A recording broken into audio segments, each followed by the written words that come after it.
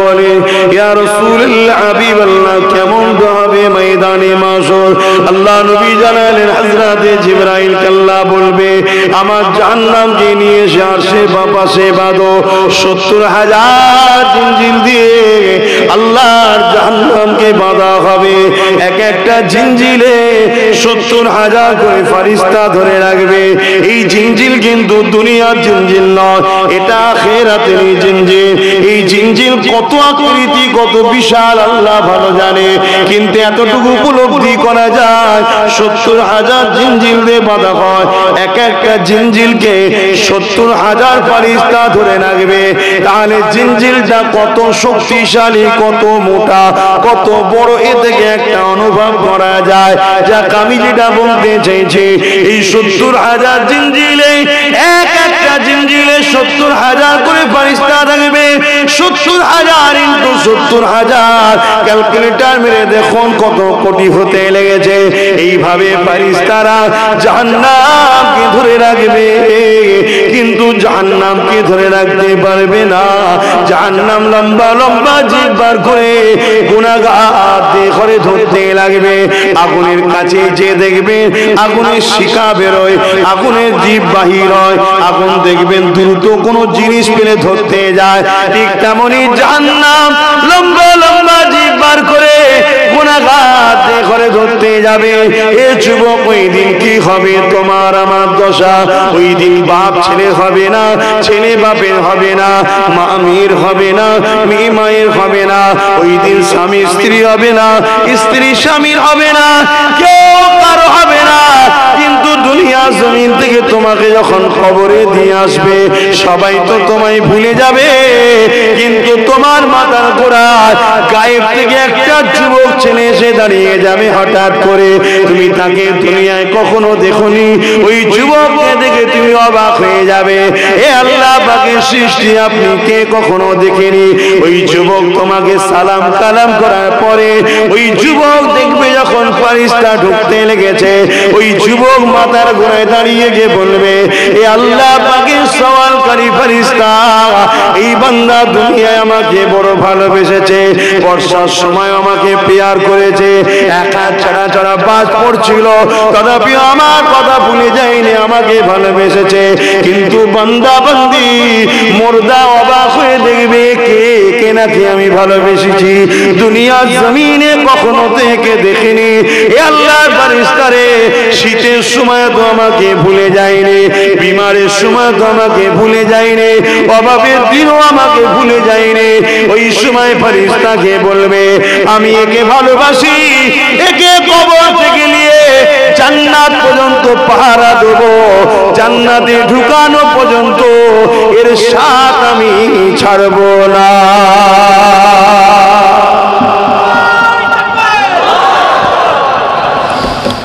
দরুদ শরীফ, আল্লাহুম্মা সাল্লি আলা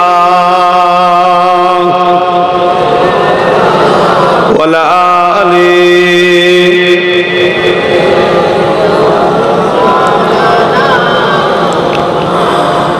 हाले दिल किसको सुनाए,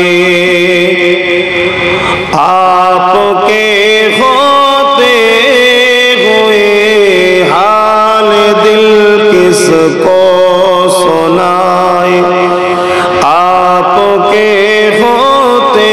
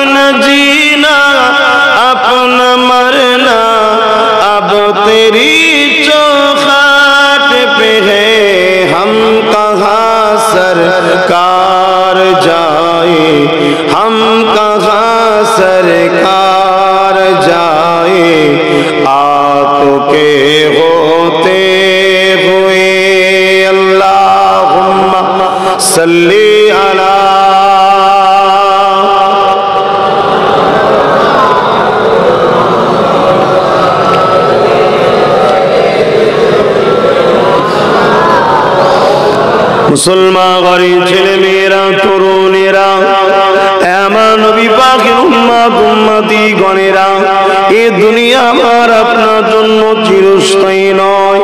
আল্লাহকে ভয় করুন, নবী পাকের সুন্নতে জীবন করুন। আল্লাহ পাককে যারা ভয় করে আমার আল্লাহ তাদেরকে কি নিয়ামত দেয় শুনে রেখে দেন। কেননা আল্লাহকে যারা ভয় করে তারা একমাত্র নাফরমানি থেকে দূরে থাকতে পারে। আল্লাহর ভয় অন্তর থেকে বেরিয়ে গেলে দুনিয়ার ভয় তখন অন্তরে ঢুকে যায়। এই দুনিয়ার অন্যায়কে দেখার পরও তার বিরোধী করতে সাহস হয় না।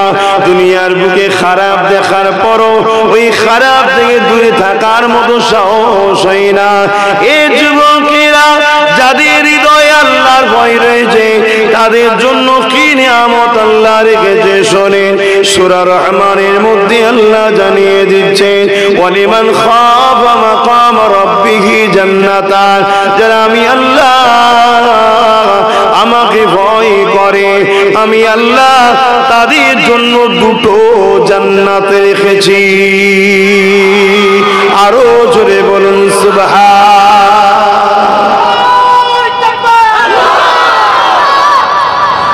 আজ আমি যদি খুই মারা যাই, যেতে পারি না পারি, কেউ রুখতে পারবে? কিচ্ছু করার নেই। তা আমাকে নিয়ে কতক্ষণ আর রাখবে আদর করে বলে? রাখার জিনিস তো নয়। জানটা আছে বলে সবাই রেখেছে, আর জানটা চলে গেলে সব আপনরাই বলবে দেরি করো না, তাড়াতাড়ি দিয়ে দাও।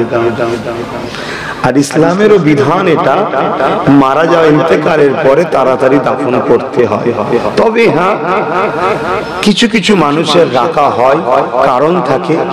সেই কারণটা হচ্ছে তাদের ভালোবাসার প্রচুর মানুষ থাকে, লক্ষ লক্ষ কোটি কোটি ভক্ত মুরিদ থাকে, অনুসারী থাকে, সবার জীবনের একটা ইচ্ছা থাকে এবং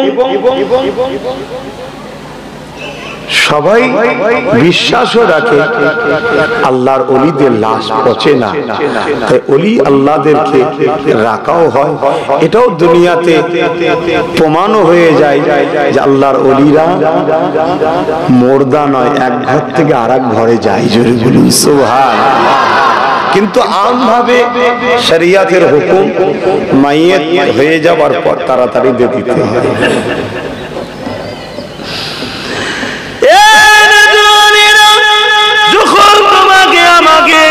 কবরের জমিনে শুইয়ে দেবে, ওই কবরের জমিনে তোমার আমার সাথে কিন্তু কেউ থাকবে না, কেউ তোমার আমার সাথে যাবে না, কেউ তোমার আমার পাশে কবরে এক মুহূর্তের জন্য, এক ঘন্টার জন্য থাকবে না।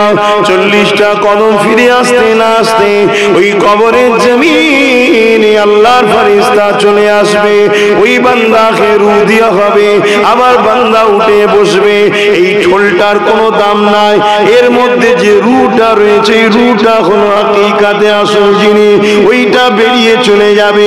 কবরে দেওয়ার পরে আবার রূহটা ফিরে আসবে, তাকে উঠানো হবে, উঠিয়ে তিনাকে জিজ্ঞাসা করা হবে, মান রব্বুকা, তোমার রবকে, মা দীনুকা, তোমার দিনকে, মান নবিয়ুকা, তোমার নবীকে।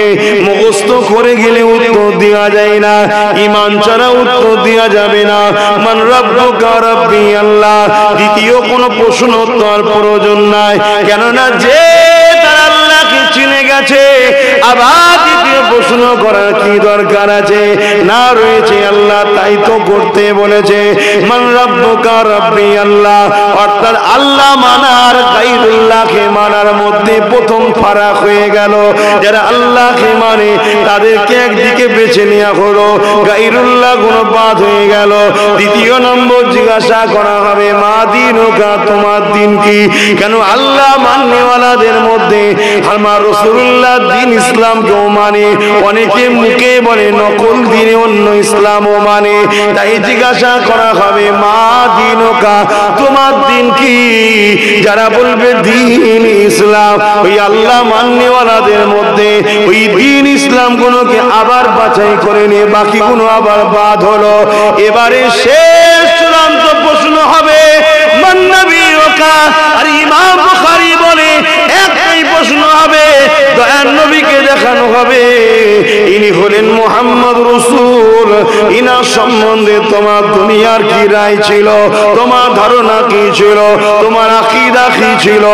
এ মাওলানা সাহেব, তুমি যখন দুনিয়ায় ওয়াজ করতে এই নবী নিয়ে মানুষকে কি বুঝাতে, কি শোনাতে, এই ইমাম সাহেব যখন মসজিদে খুতবায় দাঁড়াতে, যখন তুমি খিতাব করতে, এই রাসূল নিয়ে তোমার ধারণা মানুষকে কি শিক্ষা দিতে, এক কথায় ওই নবী পাকে দিয়ে কঠিন প্রশ্নটা হবে।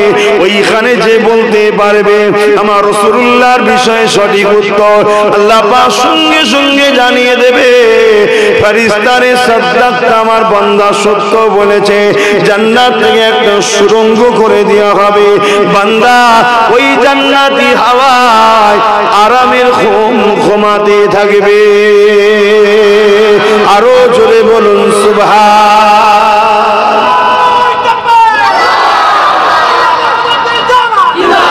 আর এর উল্টো যদি হয়, যদি উত্তর না দিতে পারে, আপনি ভাবছেন সহজ তো, মান রব্বুকা রাব্বি আল্লাহ, মান দীনুকা দ্বীন ইসলাম, মান নবীকা নবী মুহাম্মদ রাসূল সাল্লাল্লাহু আলাইহি ওয়াসাল্লাম, এটা সহজ ব্যাপার। দুনিয়ায় কখনো পরীক্ষা হয়ে ঢুকেছেন সেন্টারে? জানেন? তাহলে কি করে বুঝাবো? আমি যখন প্রথম মাধ্যমিক দিতে যাই, তা প্রথম যখন পরীক্ষা, জীবনের প্রথম সেন্টার পরীক্ষা, স্কুলের পরীক্ষা কি হয়, আমারই স্কুল, আমারই ছাত্র ভাই, আমারই শিক্ষক। কিন্তু যখন কোনো জায়গায় ট্রান্সফার হয়ে যায় সেন্টার, সেখানে উস্তাদ তো আমার নয়, হাজারো জায়গার ছাত্র স্টুডেন্ট পড়ে, পাশে অন্য স্টুডেন্ট, পাশে অন্য স্টুডেন্ট, আর ওই মাস্টার ঢুকে আর টেবিলে বাড়ি মারছে আর বিরাট চিৎকার দিচ্ছে। শুনছেন? 1 ঘন্টা শুধু কাঁপনি বন্ধ হতে লেগেছে, 1 ঘন্টা শুধু কাঁপনিটা বন্ধ হতে লেগেছে। আমি আমার কথা বলছি, যা মুখস্থ, যা জানা সব ভুলিয়ে গেছে। আমি কি বুঝাতে চাইছি, যদি একটা মানুষকে দেখে তার ক্ষমতা নেই আমার কিছু করতে পারে, আচ্ছা না, তার একটা হুঙ্কারের টেবিল ছোঁড়াতে যদি পরীক্ষার সেন্টারে গিয়ে সব মুখস্থ ভুলিয়ে যায়, 1 ঘন্টা পর আস্তে আস্তে এবারে শরীর নিস্তেজ হচ্ছে, মানুষকে বুঝতে পারছি। এটা সবার জিন্দেগিতেই হয় যারা গেছে। প্রথম জীবনের সেন্টার পরীক্ষার কথা, দ্বিতীয়টাই হয় না, দ্বিতীয়ত পেকে গেছি, তখন জেনে গেছি সব ভণ্ডমে, কিচ্ছু ব্যাপার নাই, এসব ভণ্ডমে এমনি হাঁকাত দেয়। কথা বুঝে আসছে? কিন্তু প্রথমবার জীবনে এটা আশ্চর্যের বিষয়। তারপরে আস্তে আস্তে যখন মনে পড়ছে, লেখা শুরু হচ্ছে, লিখছে, যার যেমন পড়াশোনা আছে সেমন ভাবে লিখবে। কিন্তু আমি যেটা বুঝাতে চাইছি, একটা মানুষ দেখে আর একটা মানুষ হয়ে দুনিয়ার একটা পরীক্ষার হলে সেখানে ফেল করলে পরের বছরে আবার চান্স, এমন কিছু ব্যাপারও নয় যে ধরে বাপ মা জাহান্নামে ভরে দেবে, এমনও ব্যাপার নয়। হয় না, যারা পৃথিবীতে রেকর্ড করেছে তারা জিন্দেগিতে অনেকবার ফেলও করেছে। এই যে এপিজে আব্দুল কালাম, আমাদের মিসাইল ম্যান, ওনারও জিন্দেগিতে ইতিহাস পড়বেন। কথা বুঝে আসছে? আরো অনেক বড় বড় সায়েন্টিস্টরা, তারা কিন্তু রেজাল্ট খুব ভালো তারা করে না, কিন্তু তারা আউট গেমের দিকে আরো মাথা মারত। আর যারা শুধু চাকরির জন্য পড়াশোনা করে, আমি ছোট করছি না, বেশিরভাগ ক্ষেত্রে তাদের রেজাল্টটাই ভালো হয়, কেন তারা জানে চাকরি দিতে গেলে রেজাল্ট দেখবে। যারা সায়েন্টিস্ট হতে চায়, সমাজ কিছু দিতে চায়, তারা শুধু এই সিলেবাসের উপরে থাকে না, সিলেবাসের বাইরে গিয়ে হাজারো কিতাবকে মোতালা করে পড়ে। তাই তাদের রেজাল্ট যে খুব ভালো হওয়ার এমন ব্যাপার হয় না। আবার অনেক ছাত্র আছে রেজাল্টও ভালো হয়েছে, সমাজকে অনেক কিছু দিয়েছে, অস্বীকার করছি না, কিন্তু গড় তুলনা বলছি, যা ওদিকে বলছি না, আমি বুঝাতে যেটা চাইছি। তাহলে ফারিস্তা দেখে তখন যদি এসে বলে, আর যেমন রূহ হবে তেমন ফারিস্তাও হবে, যেমন রূহ হবে তেমন আল্লাহর ওলি যখন ঢুকবে তার কাছে ফারিস্তা আসবে, নুরানি চেহারায় সুন্দর আকৃতি পুরুষ নিয়ে আসবে। আর বদমাইশ, জালিম, অত্যাচারী, মাতাল, সারাবি, বেনামাজি অনেক অন্যায় করে বেড়াচ্ছে, তার কাছে কিভাবে আসবে না? সে তো বিভৎস চেহারা নিয়ে এসে বলে মান রব্বুকা, ব্যাস খেয়াল থাকবে। তাহলে কিসে উত্তর দেওয়া যায় ভাই বলুন? ঈমান, ঈমান, ঈমান, ঈমান ঠিক করুন। ঈমান মুহাম্মদ রাসূলের প্রেম ভালোবাসার নাম, জোরে বলুন সুবহানাল্লাহ। আর ওই কবরে আমার রাসূল আসবে, কবরে আমার রাসূলুল্লাহ আসবে। অনেক এমন ওলিদের কবর হয়েছে ইতিহাসের পাওয়া গেছে, কাশফুল কবর বলে, তেনার মুরিদরা কাশ করেছে, খলিফারা কাশ করেছে, করে দেখেছে যে দয়ান নবী কবরে এসেছে, ফেরেশতার সঙ্গে কথা বলে যাও এটা আমার গোলাম ছিল, জোরে বলুন সুবহানাল্লাহ। এরকম অনেক ওয়াকিয়া আছে, তবে এটা ওলিয়া উলিয়াদের জীবনী। ফেরেশতা কিন্তু আসবে, কিন্তু জবাব নেবে না, তাদের সম্মানার্থে, জোরে বলুন সুবহানাল্লাহ। সে মানুষ হওয়া অনেক কঠিন ব্যাপার, কমসে কম এতটুকু তো হতে হবে যেন জবাবের উত্তরটা দিতে পারি, প্রশ্নের উত্তরটা জবাবটা দিতে পারি। আর ওটা দিতে গেলে রাসূলের প্রেম তো লাগে না। আখিরাতের প্রথম মঞ্জিল হলো কবর। কবর থেকে যদি কেউ পাস হয়ে যায়, মনে রাখবে বাকি জায়গাগুলো বড় সহজ হয়ে যাবে, কারণ এটা প্রথম বর্ডার, প্রথম ঘাঁটি।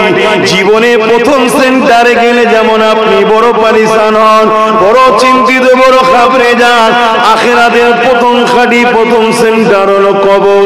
এই কবরে যদি কেউ ভালোভাবে পাস হয়ে যায়, বাকি জায়গাগুলো আর মন মানসিকতাও যেমন সহজ হয়ে যায়। আর যে কবরের জবাবটা ঠিক দিয়ে দেয়, আল্লাহ নবী জানিয়ে দিলেন বাকি জায়গাগুলো আমার আল্লাহ তাদের জন্য আহসান সহজ করে দেয়।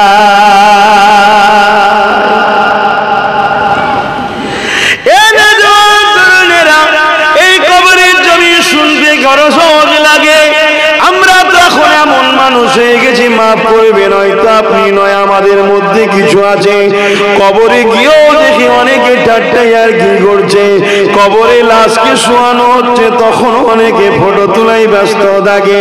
কবরের জমিনে গিয়ে অনেকে গল্প করতে লাগে, মুর্দার জানাজাকে সামনে রেখে অনেকে দুনিয়ার গল্প করে, অনেকে হাসি খুশি হাহা করে আসতে লেগে যায়। হায়রে আমরা কত খারাপ হয়ে গেলাম, হায়রে আমরা কোন জায়গায় চলে গেলাম। এর কারণটা হলো কি, আমাদের পেটের মধ্যে হারাম খাদ্য ঢুকে যাচ্ছে। আমাদের খেয়ালে হোক আর ইচ্ছা করে হোক বা ইচ্ছাকৃত হোক, আমাদের শরীরের ভেতর কোনো হারাম রক্ত ভরে যাচ্ছে, খাদ্যর মাধ্যম দিয়ে চলে যাচ্ছে। এই হারাম খাদ্য চলে যাবার জন্য আমাদের ভেতরে অন্তর কাল্পটা মরে যাচ্ছে। এই কাল্পটা মরে যাবার জন্য আল্লাহর ভয় অন্তর থেকে বেরিয়ে যাচ্ছে, কবরের ভয় অন্তর থেকে বেরিয়ে যাচ্ছে, আখিরাতের ভয় অন্তর থেকে বেরিয়ে যাচ্ছে, মাই মুরব্বিদের মৃত্যুর পর দয়াময় অন্তর থেকে বেরিয়ে যাচ্ছে। এই অন্তরকে পাক করতে গেলে উযকুরুল্লাহ যিকরান কাসীরা, বেশি বেশি করে সকাল সন্ধ্যা আল্লাহ নামে জিকির করতে হবে। আল্লাহ আল্লাহ আল্লাহ এইভাবে ধাক্কা দিতে হবে। এই কল্পটা যার পরিষ্কার, এই কল্পটা যার পাক, পুরো শরীরটা তার পাক, পাক শরীর ছাড়া কখনো পাক জান্নাতে যাবে না। এই কল্পটা যার না পাক, পুরো শরীরটা তার না পাক, না পাক শরীর কখনো জান্নাতে যাবে না। এ যুবকেরা তাই উচিত হবে হাক্কানি ওলিদের দরবারে গিয়ে, হাক্কানি ওলি আউলিয়াদের কাছে গিয়ে বায়াত হয়ে তওবা ইস্তিগফার করে, বায়াত হয়ে ইলমে মারিফাতের শিক্ষা অর্জন করা এবং আল্লাহর পাক নাম জাপ নাম, আল্লাহ নামে জিকির করে করে এই অন্তরকে পরিষ্কার করা, এই কলবকে পরিষ্কার করা। এই কলব যদি পরিষ্কার হয়ে যায়, ওই কবরের পাশে যখন বসে কাশফুল কবর করবেন, আপনার দাদুর কবরটা আল্লাহ আপনাকে দেখাবে, আপনার দাদির কবরে কি হচ্ছে আল্লাহ আপনাকে দেখাবে, আপনার মাই মুরব্বির কবরে কি হচ্ছে আল্লাহ আপনাকে দেখাবে। শুধু এটা নয়, আপনারা যদি কলবকে পরিষ্কার করতে পারে। আমার মঈনুদ্দিন আজমিরি যেমন 7তম জমিনও আল্লাহর আজ পর্যন্ত দেখেছিলেন, আল্লাহ পাক তার পেয়ারা বান্দা এই কলব পরিষ্কার করা বান্দা দিগকে ওইভাবে জমিন আসমান দেখিয়ে থাকে। আরো জোরে বলুন সুবহান।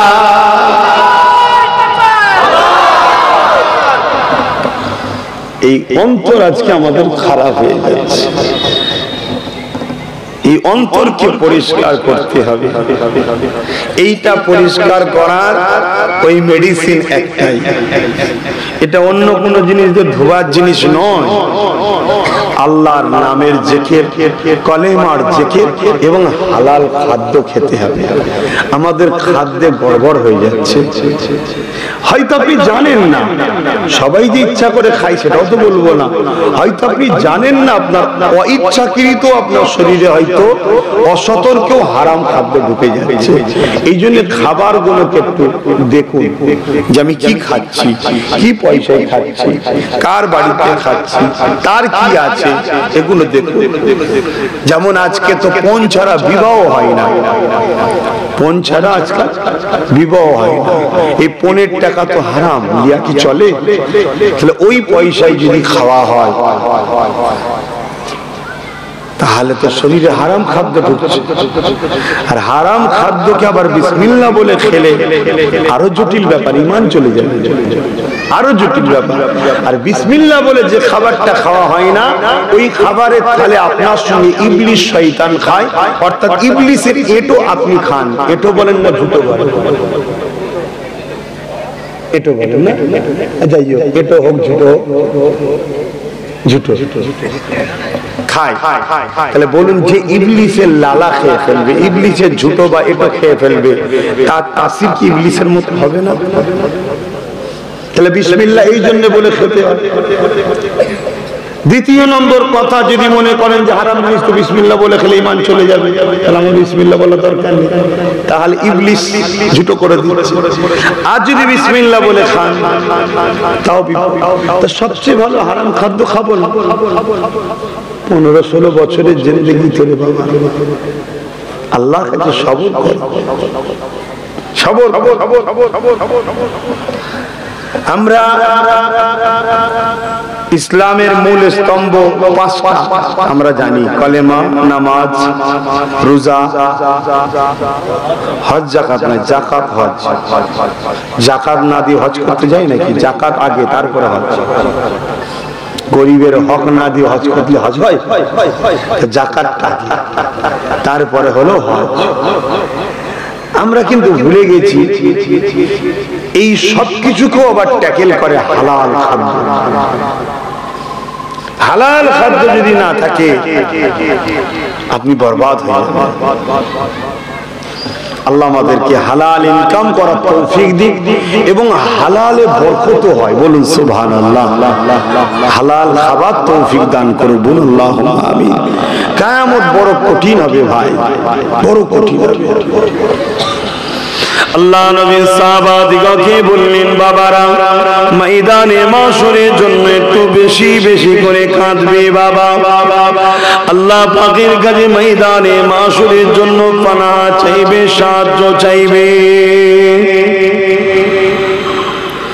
এ জওয়ান তরুণেরা, সাহাবা হুজুররা বললেন, ইয়া রাসূলুল্লাহ, হাবিবাল্লাহ, হুজুর আপনি বারবার ময়দানে মাশরের কথা বলে, ইয়া রাসূলুল্লাহ, হাবিবাল্লাহ, কেমন হবে ময়দানে মাশর?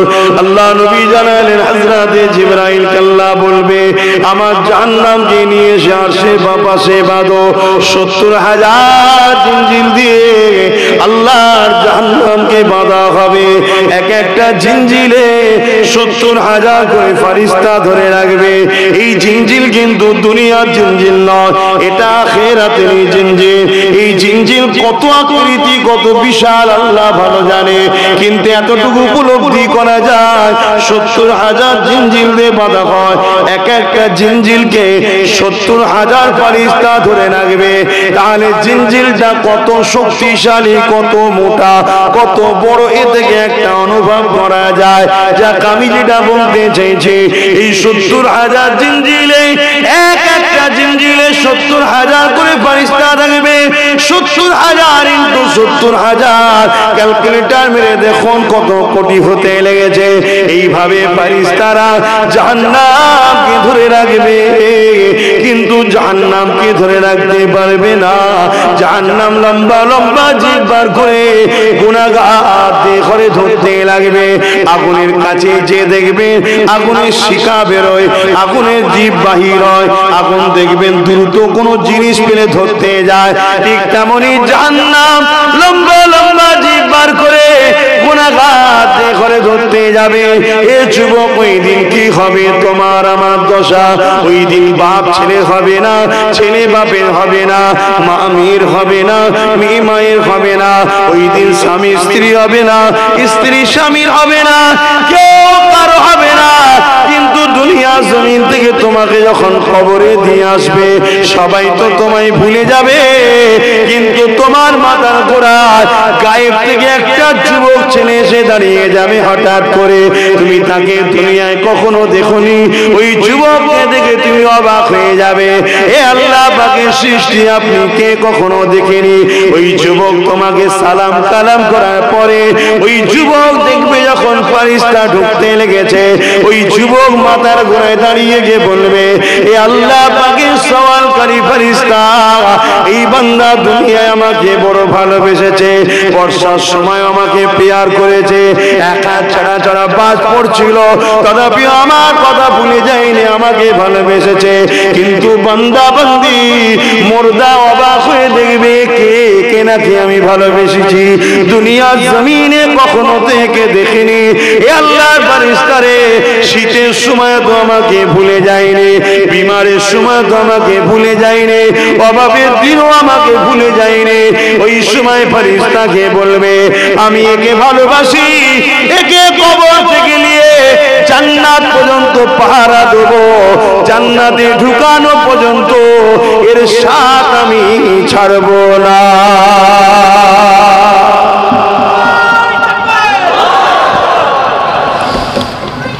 কে এটা? বাপের বড় ছেলে নাকি? ও তো জমি জায়গা ভাগ করাতে ব্যস্ত। কি হয় না, শুধু খবরটা দিয়ে আসতে বাকি। এইটা আমার ঘর, এটা আমার ঘর, এ বলছে এই জায়গা আমার, ও বলছে এই জায়গা আমার। কে বাপের তরঙ্গ তালা মারছে, কে বাক্স সরাচ্ছে, সমাজে হয় না। এগুলো দেখে তাহলে কি ছেলেকে ফেলে দেবে না? ওটাও তোমার হারাম। ছেলে পুলেকে মানুষ করতেই হবে। কেন? ছেলে পুলে আপনার, কিন্তু আপনার সন্তান যতটা না আপনার, তার থেকে বেশি এটা আল্লাহর সৃষ্টি, আল্লাহ, এটা আল্লাহ আপনাকে দিয়েছে। একে লালন পালন করে বড় করে আল্লাহর পাগল, নবীর পাগল করে দেবেন, আল্লাহ এর নাজরানা আপনাকে জান্নাত দেবে। জোরে বলুন সুবহানাল্লাহ। শুধু পেটে খাইয়ে দিয়ে বড় করে দেওয়ার কাজ নয় এটা, একে মানুষের মতো মানুষ বানাতে হবে।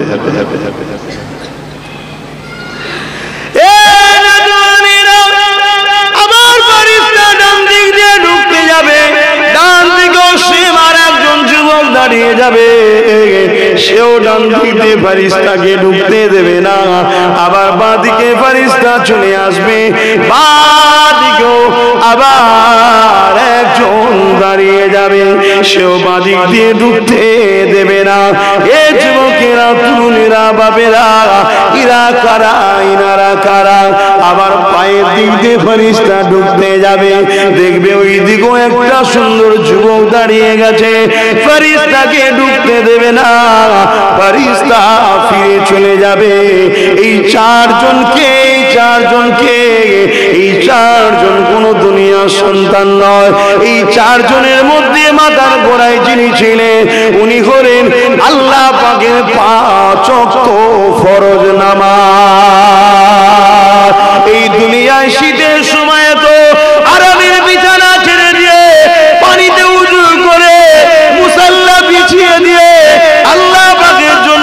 নামাজে দাঁড়িয়েছে, সূরা ফাতিহা পড়েছে, সূরা মিলিয়েছে, রুকু দিয়েছে, সুবহান রাব্বিল আযীম তাসবিহ করেছে, কিয়াম করেছে, আবার সিজদায় গেছে, সুবহান রাব্বিল আলা বলেছে।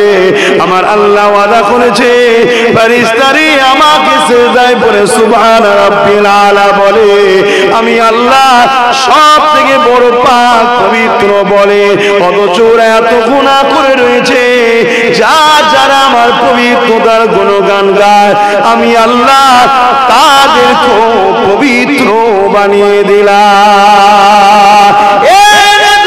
তরুণেরা, ওই নামাজ তুমি বর্ষায় হোক, পানি হোক, ঝড় হোক, কোনো বাহানাতে তুমি ইচ্ছা করে কাজা করনি, ওই নামাজকে পেয়ার করেছো, ভালোবেসেছো, আমার আল্লাহ কবরের জমিনে তোমার নামাজের আমল নেকিকে পুরুষের সুরাত দিয়ে তোমার মাথার গোড়ায় দাঁড় করিয়ে দেবে, যে কিনা তোমার জন্য ফেরেশতাকে কবরে ঢুকতে না দে এবং তোমাকে পাহারা দিয়ে দিয়ে পুরুষরাত পার করিয়ে আল্লাহর জান্নাতে নিয়ে যাবে।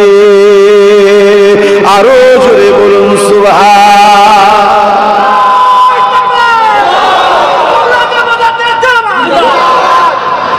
তবে এখানে কিন্তু একটা কথা বলতে লাগে, এ সব কিছুর আগে কিন্তু একটা জিনিস দরকার, সেটা কি বলুন? বলতে পারছেন না, সাহস করে বলো কি? ঈমান। ঈমান দান নামাজ পড়লে এটা হয়। আপনি ভাববেন নামাজ পড়ে আবার ঈমান নেই, ৭২ দল নামাজ পড়েও জাহান্নামে যাবে ঈমান না থাকার। আর ঈমান কি? মুহাম্মদ সাল্লাল্লাহু আলাইহি ওয়াসাল্লাম। ঈমান কি? যেমন নামাজ আমরা বুঝি, রোজা আমরা বুঝি, হজও বুঝি, যাকাতও বুঝি, ঈমানটা কি? ঈমান হলো দিল থেকে মুহাম্মদ সাল্লাল্লাহু আলাইহি ওয়াসাল্লামকে আদব করা, প্যার করা, ভালোবেসে গাঁট সম্পর্ক বেঁধে নেওয়া। জোরে বলুন সুবহানাল্লাহ।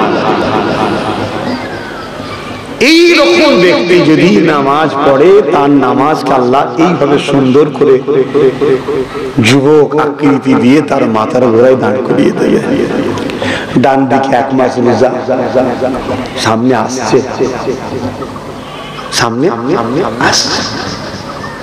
দুনিয়ার বি একটা জিনিস বোঝাবার জন্য বোঝাচ্ছি। দেখবেন অনেক সময় ক্রিকেট খেলা হয় না, আমাদের ছুটে গিয়ে একটা দাগ দিয়া থাকে না, ছুটে গিয়ে দাগটা যদি ব্যাটটা ঠেকিয়ে দিতে পারে আর আউট হবে, বলুন? আর যদি ব্যাট ঠেকাতে না পারে আউট। তা সারা বছর ছুটে যদি আমরা রমজানটা পেয়ে যাই, জানবেন 1 বছরের জীবনের গুনাহ আল্লাহ মাফ করে দেয়। জোরে বলুন সুবহানাল্লাহ। কিন্তু এর পরও দুঃখ, এই রোজার মাস পাওয়ার পরও আমরা আমাদের যদি গুনাহ না মাফ করাতে পারি। কেন আল্লাহ নবী একদিন মদিনার নববী শরীফে খুতবা দিচ্ছেন, জিবরাইল আলাইহিস সালাম আসলেন, আবু দাউদ শরীফের হাদিস। আল্লাহ নবী একটার পর একটা মেহরাবে উঠছে, একবার করে আমিন বলছে, আর একটা উঠছে আবার আমিন বলছে, 3 বার নবী আমিন বলেছে। তার মধ্যে একটা হলো কি, রোজার মাস পেল, নিজেকে জীবনের গুনাহ মাফ করিয়ে জান্নাতি বানাতে পারলো না, জিবরাইল বলছে তার উপরে আল্লাহর লানত হয়, নবী বললেন আমিন। অর্থাৎ রোজার মাস যে পেল, এই মাসটা এমন একটা মাস, এই একটা মাস যদি কমসে কম ছেলেগুলো, যুবকগুলো, মাগুলো, বোনগুলো ঠান্ডা মাথায় যদি বুঝে যে একটা মাস দুনিয়ায় আমার কেউ আছে বা আমি দুনিয়ায় আছি ভুলে গিয়ে পুরো আল্লাহ রাসূলের জন্য যদি লাগিয়ে দিতে পারে, এই মাসের এত বরকত যে জীবনের সমস্ত গুনাহ আল্লাহ মাফ করিয়ে বেগুনাহ বানিয়ে দেয়। জোরে বলুন সুবহানাল্লাহ।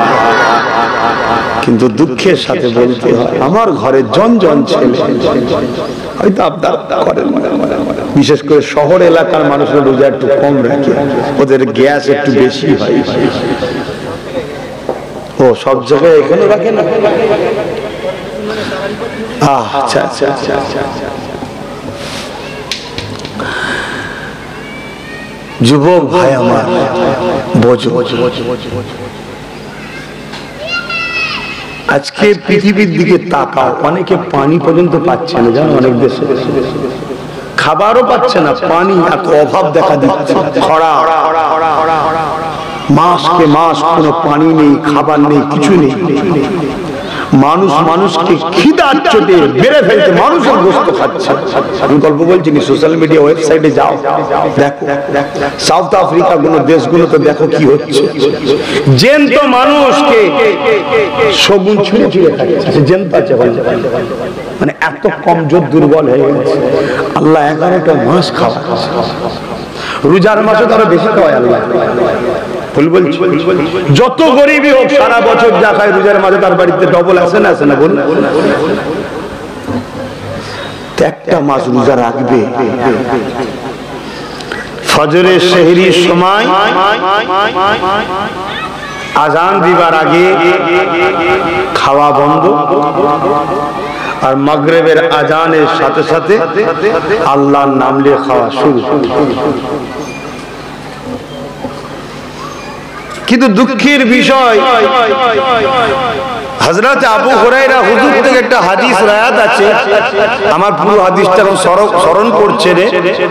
রাসূল সাল্লাল্লাহু শায়াতিন, শয়তানকে জিনজিল দিয়ে রোজার মাসে বাঁধা থাকে। রোজার মাসে শয়তানকে পর্যন্ত আল্লাহ ছাড়েনি, বেঁধে রাখে জিনজিল দিয়ে, যাতে করে আমার বান্দা কোনোকে ধোঁকা না দিয়ে ফেলে। এরপরও দেখেছি অন্য মাসের থেকে রোজার মাসে বেশি মানুষ ঝগড়া করে, বেশি মানুষ চিটিংবাজি করে। 100 টাকার ফলকে 200 টাকা করে দেয়, 200 টাকাকে 400 টাকা করে দেয়। অথচ আরব দুনিয়া কোন ইসলামিক কান্ট্রি কোন 11 মাস ইনকাম করে আর 1 মাস 50% বেশি দান করে দেয়। কেন? রোজার মাসে 70 গুণের অধিক সওয়াব দানে বেশি হয়। জোরে বলুন সুবহানাল্লাহ। এত লোককে খাওয়ায়, এত দান করে, এত দেয়, কিন্তু আমাদের মধ্যে এমন খসলত ঢুকে গেছে, রোজার মাসটাই যেন আমাদের এত ইনকাম করতে হবে, 12-11 মাস যেন বাকি চালিয়ে নিতে পারি। শোনেন, আল্লাহ একটা ছোট্ট বিমার দেবে, আপনার সব ইনকাম শেষ হয়ে যাবে। আল্লাহ পারে না, ভরসা আল্লাহর উপর রাখেন, পয়সার উপরে নয়। প্রয়োজন আছে জানি, কিন্তু তা বলে চিটিংবাজি করে নয়, লোককে ঠকিয়ে নয়। আপনার কাছে দুটো খদ্দের এসেছে, একজন গাড়ি চেপে আর একজন পায়ে হেঁটে। পায়ে হেঁটে যে লোকটা এসছে, আপনি বুঝতে পারছেন যে লোকটা গরিব মানুষ, আপনাকে বলছে ভাই দুটো আপেল দাও, দুটো নেবু দাও ভাই। তার কাছে আপনি সমান দাম নিচ্ছেন। যে গাড়ি চেপে এসেছে তার কাছে যেটা 200 টাকা নিচ্ছেন, ঠিক আছে, ও 400 নিলেও দিতে পারে। কমসে কম এই গরিবটাকে দুটো আপেলের জায়গায় আপনি একটু বেশি করে দিতে পারেন। জানি আপনিও গরিব, তো ব্যবসা করছেন, দেন। হতে পারে এটা একটা আল্লাহর পরীক্ষা, আপনার কাছে একটা গরিব পার্টি আল্লাহ দেখছে রোজার মাসে। হায় হায় হায়, আমি আব্বাস সিদ্দিকী, আমার বাড়িতে রোজার মাস আল্লাহ কত খাওয়া। কিন্তু এই জমানা, এই জমিনে এত গরিব আছে, সেহরিতে বাচ্চাগুলো পর্যন্ত শাক ভর্তা করে খায়, ইফতারিতে চিনি মুড়ি শরবত করে খায়, আর কিছু নাই। এ আমার ভাই, জানি আমি সমস্ত গরিবের দুঃখ লাগলেও সমাধান করার ক্ষমতা আমার নাই, কিন্তু কমসে কম নিজেরা যদি নিজেদের গ্রামটাকে দেখি, প্রত্যেকের গ্রামকে খোঁজ নিই। আর আল্লাহ এইভাবে তৈরি করেছে, গরিব বড় লোক দিয়ে তৈরি করেছে। আপনার গ্রামে 2-5টা হলো ধনী লোক আছে, এই 2-5টা লোক যদি মনে করে, মসজিদ কমিটিতে আলোচনা করে, যে মসজিদ কমিটিকে বললো যে আমরা এই 5 জন এই রোজার মাসে আমার মহল্লার যত গরিব আছে লিস্ট করো, আমাদেরকে জানাতে হবে না, মসজিদ কমিটি জানুক বা আমাদেরকে জানাও, প্রত্যেকের রোজ ইফতার সেহরির ব্যবস্থা আমরা 5 জন করব। ওই 5টা ধনী মানুষকে আল্লাহ তো আরো দেবে। আর রোজা হলো আল্লাহর খাস ইবাদত। কত বাচ্চারা খাবে, গরিবের বাচ্চা আপেল খাবে, সে খেতে পাই না বেচারি গরিব মানুষ, কত খুশি হবে বাচ্চাটা। তোমার বাচ্চাকে তুমি খাওয়াচ্ছ, অবশ্যই তোমাকে আল্লাহ দিয়েছে, কেন খাওয়াবে না? কিন্তু গরিবের বাচ্চাটা যদি তুমি খাওয়াতে, আল্লাহ তোমার উপরে কত খুশি হতো। কিন্তু না, আমাদের মধ্যে সেই দরদ, সেই মায়া নাই। আমার নবী শিখিয়েছে, হযরত উসমান গনির মধ্যে এমন দয়া মায়া আল্লাহ নবী ভরে দিয়েছিল। একদিন মদিনাতে খরা দেখা দিয়েছিল, এক সময় একটু বলি এই কথাটা। একবার খরা দেখা দিয়েছিল, ভাই ইসরায়েল সব এসে গেছে তো খুব পেরেশান, এইটা রেডি করা, ওটা রেডি করা। লক্ষ লক্ষ আমার ভালোবাসার বাপ যায়, ভাইয়েরা যায়, তাদের মেহমানদারি করা। তোমার একটা জলসা করতে গিয়ে, একটা জলসা করতে গিয়ে তোমাদের 1 মাস সময় লেগে যায়, কি গো কমিটির ছেলেরা। আর আমার, আরে দাদা হুজুরের জানি, কিন্তু এখন তো আমার, মানে আমাদের, এখন তো আমাদেরকে দেখতে হচ্ছে। লক্ষ লক্ষ লোক যায়, তাদের থাকা খাওয়া, মেহমানদারি, কিভাবে ম্যানেজমেন্ট হবে। তারপর আমাকে আবার নলেজ সিটিত ব্যবস্থা করতে হয়, দুবার রান্না করতে হয়, ওখানে দুপুরে রাত্রিরে 3 দিনেই করতে হয়। আর দরবার তো করতেই হবে, কেন দরবার শরীফ। তো সেই আবার ওদিকে নলেজ সিটিরও অনেক কাজ আছে। গত কয়েকদিন আগে একটা বড় কাজ হলো, আমি দেখতে যাবার সময় পাইনি, আজকে টুকটুক করে গিয়েছিলাম। তাই যেতে আসতে করতে এখানে আধ ঘন্টা বন্ধ। তারপরে আপনাদের সেই রাস্তার বলে কি হবে, একই অবস্থা। সবাই যদি খেয়েই নিল তো রাস্তা হবে কি করে? কথা বুঝে আসছে? তবে এই যে গরিবের বা এই যে রাস্তার টাকা, এগুলো যদি কেউ লুটিয়ে পুটিয়ে খায়, এটা হারাম খাওয়া হবে। এই হারাম থেকে আমাদেরকে বাঁচতে হবে। কথা বুঝে আসছে? আমি ওদের দুশ্মনির জন্য বলছি না, যদি খেয়ে থাকি হারাম খাওয়া হবে। আর যদি ওদেরকে না দেয়, ওপর থেকেই যদি গায়েব হয়ে যায়, তাহলে তারা হারাম খেয়েছে বা ছেলেরা খায়। কথা মাথায় ঢুকছে না? কিন্তু রাস্তাঘাট হচ্ছে মানুষের উন্নতির সবচেয়ে প্রথম জিনিস হচ্ছে রাস্তা। তোমার যদি রাস্তা ঠিক না থাকে, তোমার গ্রামে যখন আত্মীয়তা করতে কেউ ঢুকবে এই রাস্তায়, মেয়ে কেউ নিয়ে যাবে না, ছেলে দেবে না, মেয়ে দেবে। ওই কোথা দিচ্ছিস রে, কি রাস্তা? আমার কথা কি খারাপ দিচ্ছে? ও তো আর্ধেকটা এসে বলবে, ওই ওর রান্না খেতে হবে না, ঘটকগিরিকে ফোন করে বল আমরা মেয়ে দেখতে যাচ্ছি না, কি ছেলে দেখতে যাচ্ছি না, চলে যাচ্ছে। বাজার হলেন নাকি? কষ্ট পেলেন? রাস্তাঘাটের উন্নতি করতে হবে, রাস্তাঘাট ভালো করতে হবে, তবে যাতায়াতের সুবিধা হয়। যাক যাক যাক যাক, সেই জায়গায় ভাই আমার, এই রোজার মাস আসছে। রোজা হলো আল্লাহর খাস ইবাদত।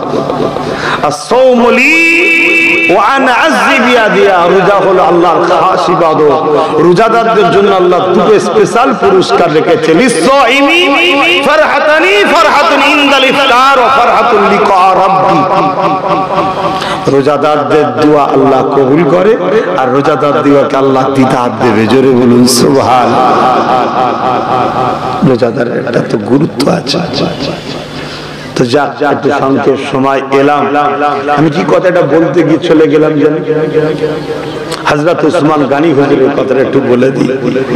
দান করলে কমে না বাড়ে, দান করলে কমে না বাড়ে,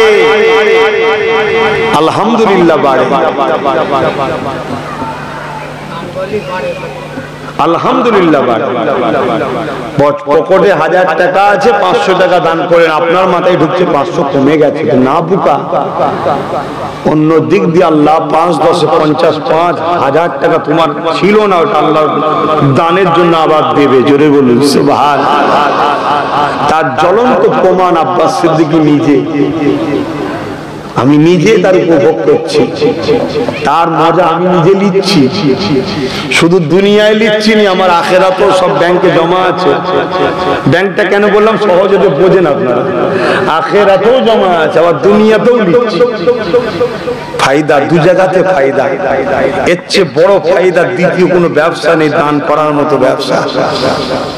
700 গুণ পর্যন্ত বরকত দেয় আল্লাহ। জোরে বলুন সুবহানাল্লাহ। 70 নয়, 70 থেকে 700 গুণ পর্যন্ত বরকত দেয়। জোরে বলুন সুবহানাল্লাহ।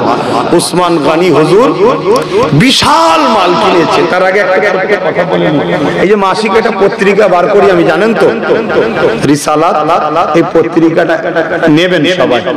কথা বুঝে আসছে? নিলে তবে আমি বার করতে পারবো। এতে কি হয়, কলমের জবাব কলমে দেয়া যায়। এই যে চারিদিকে যা ঘটছে সব কথা কি ধর্মসভায় বলা যায়? কিছু কথা কলমের দ্বারা বলতে হয়। অনেক আমার ইসলাম নিয়ে, নবী নিয়ে, কোরআন নিয়ে নানা রকম মিথ্যা মিথ্যা বলে না, বলে না, তাদের জবাব কত মাইকে দেবেন, কলমে দিতে হয়। কথা বুঝে আসছে? কলমের জবাব কলমে। তা ছেলেরা সব দিচ্ছে, আপনারা নেবেন। যদি খুচরো থাকে 5 টাকা করে দিয়ে নেবেন। একটা খরচ 4 পৃষ্ঠা, এটা খরচ। এখন প্রচারের জন্য বয়ে বয়ে বেড়াচ্ছি, তবে আপনাদের চেষ্টা করতে প্রত্যেক মাসে মাসে আশপাশে কোথাও পাওয়া যায় সেখান থেকে খোঁজ করে অফিস থেকে নিয়ে নিয়ে, তবে তো বাঁচবে। আজকে হাজার হাজার লোক নিচ্ছে, কাল যখন লাখ লাখ নেবে তখন ডেলি বেরোবে। ডেলি অনেক পেপার আছে, আমাদের পূর্ণতা আছে, আমাদের পক্ষ পায় একটু কথা বলে। উপরন্ত মিথ্যা মিথ্যা আমাদের উপর অনেকে চাপিয়ে দেয়। কথা ঠিক না বে ঠিক? এক ঘটেছে আর এক কিছু লিখে দিয়ে বসে আছে, লক্ষ লক্ষ লোকের কাছে চলে গেল। ওটা ঢাকবেন, আপনার কাছে কি আছে? ওটা যে ঢাকবেন পাল্টা আপনার কাছে কি আছে? হাতিয়ার। আমি চেষ্টা করছি, ছেলেরা দিচ্ছে, নিয়ে এলেন। যদি খুচরো না থাকে 2টো করে নেবেন, 10 টাকা দিয়ে আর একটা কাউকে গিফট করে দেবেন। তো যা হযরত ওসমান গনি হুজুর, তিনি বিশাল একটা ময়দানে,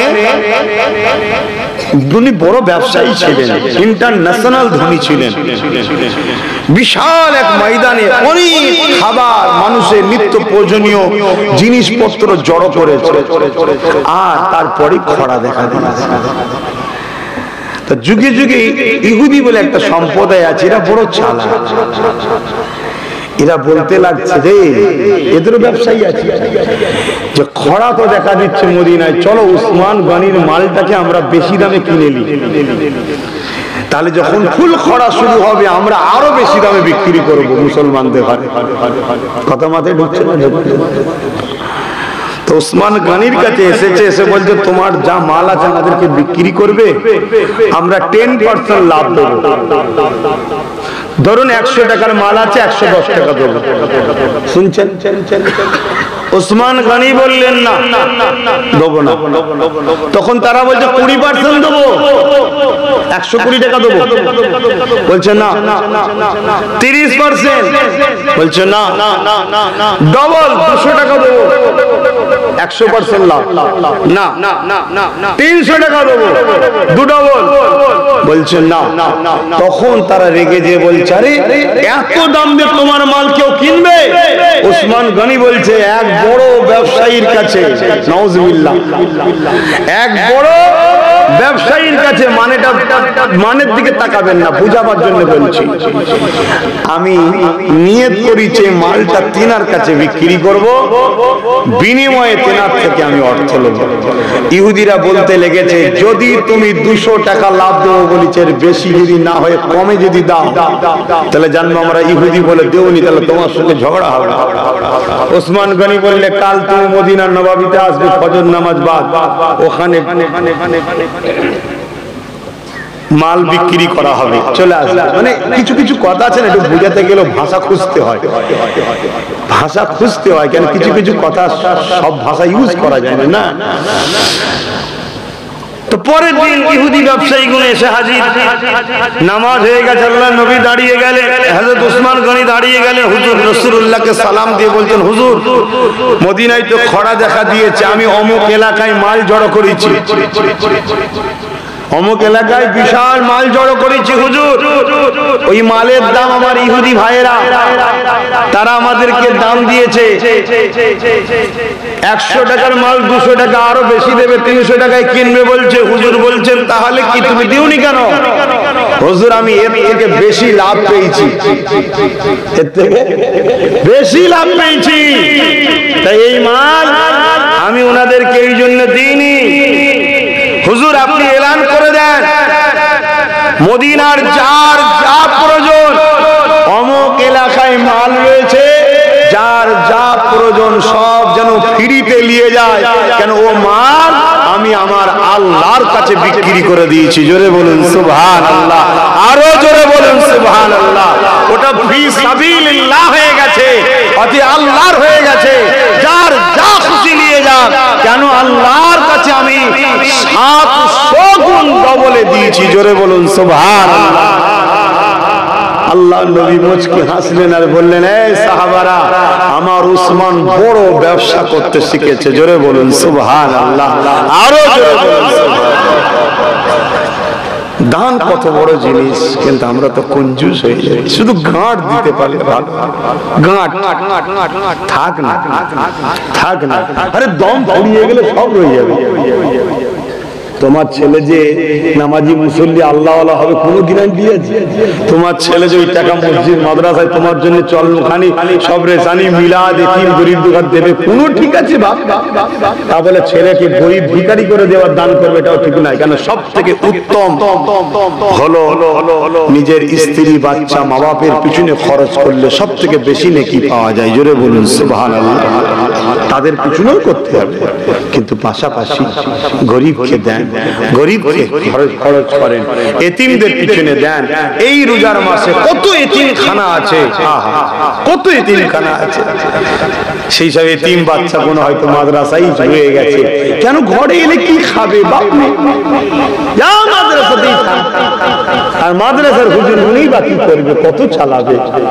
মানুষ তো দান টান কমিয়ে দিয়েছে। আগেকার সময় শোনা যেত জমি টমিও দান করালো, এখন বাপ রে বাপ পকেট থেকে বার করে ছিঁড়া 10 টাকাটা দেবে, ভালোটাও দেবে।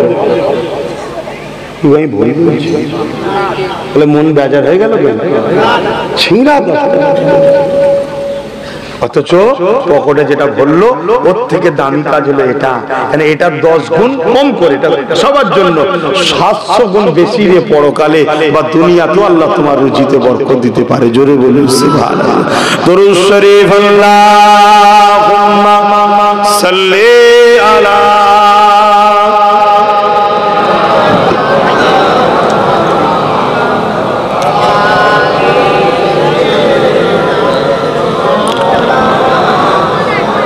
পেপারটা 2 ধরনের বিষয় বার করা হয়েছে। একটা ধর্মীয় কিছু কথা আছে, আর একটা দেশ সমাজের জন্য কথা আছে। তাই পেপারটাকে একটু সম্মান করবেন, কেন? তো ধর্মের কথাও আছে এবং সমাজের কথাও আছে। ইসলাম শুধু ধর্ম নিয়ে নয়, ইসলাম দুনিয়া আখিরাত সমস্ত কিছুই ইসলাম। জোরে বলুন সুবহানাল্লাহ। আসুন একটু দয়ান নবীর উপরে সালাতু সালাম। ইয়া নবী সালাম।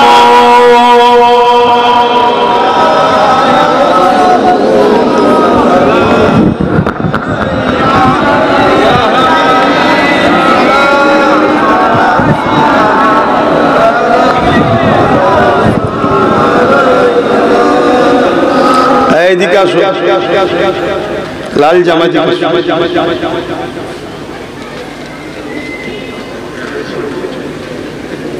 কি নাম তোমার? ভালোবাসো আমায়? আপনি ভালোবাসেন আমায়? মুসাফা করেন, আপনি একে বলেন, আপনি ওনাকে বলেন যে যা হয়েছে আল্লাহর রাস্তায় একে অপরকে মাফ করে দেন। তুমিও বাবা, ঠিক আছে যাও। আর নয়, দ্বিতীয় কথা নয়, বাস। আবার বলছেন না আমি জানতে চাই না। আল্লাহ জানে না, জানে না। আপনি একে অপরে, আপনি বাপ সমতুল্য, ও ছেলে সমতুল্য। ও রক্তে গোস্তে তৈরি, আপনিও রক্তে গোস্তে তৈরি। ভুল বুঝাবুঝি মানুষেরই তো হয়। এইটা এইখানেই শেষ হয়ে গেল, তাই তো নাকি? একে অপরে ক্ষমা চাওয়াচি হয়ে গেছে, এখানেই শেষ। তৃতীয় নম্বর এই জিনিসটা নিয়ে সমালোচনা আলোচনা যারাই বাড়াবে তারা কবিরা গুনাহগারের হকদার হবে, কারণ তারা আবার নিবানো আগুনকে হাওয়া দিচ্ছে। তারা কবিরা গুনাহগার হবে। বাপ গল্প বলছি নি, ইসলাম বলছি। ইসলাম ফিতনাকে এত ঘৃণা করে, আর ফিতনাবাজদের জন্য এত বড় শাস্তি আছে বলার মতো। মানুষ হতেই পারে মন টানাটানি মিলে গেছে না, বাস মিটে গেছে। আল্লাহ আমাদের মধ্যে এই মিল মোহব্বত কায়েম রাখে। বলুন আল্লাহুম্মা আমিন। আসেন দয়ান নবীকে সালাত ও সালাম পাঠ করি। ইয়া নবী সালাম ইয়া রাসূল ইয়া হাবিব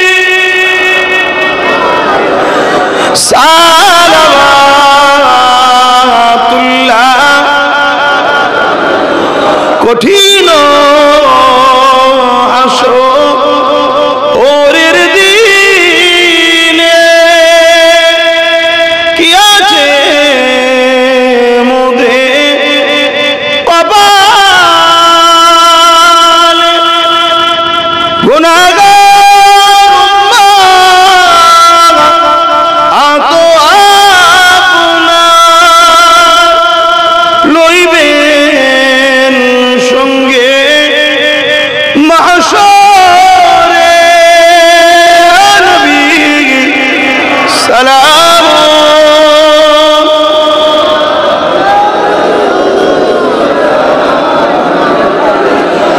يا حبيب سلام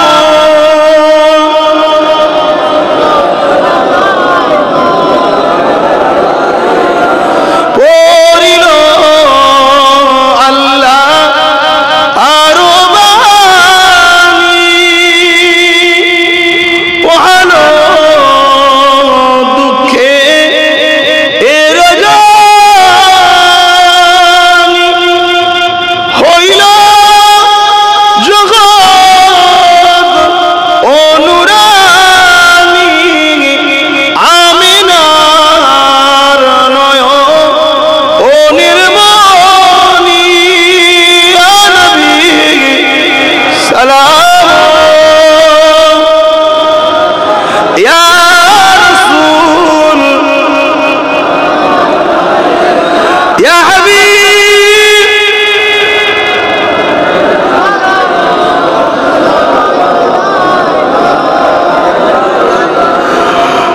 সকলে গায়ে গায়ে ভীষণ দোয়া হবে আল্লাহুম্মা সাল্লি আলা সাইয়্যিদিনা মাওলানা মুহাম্মদ ওয়া আলি সাইয়্যিদিনা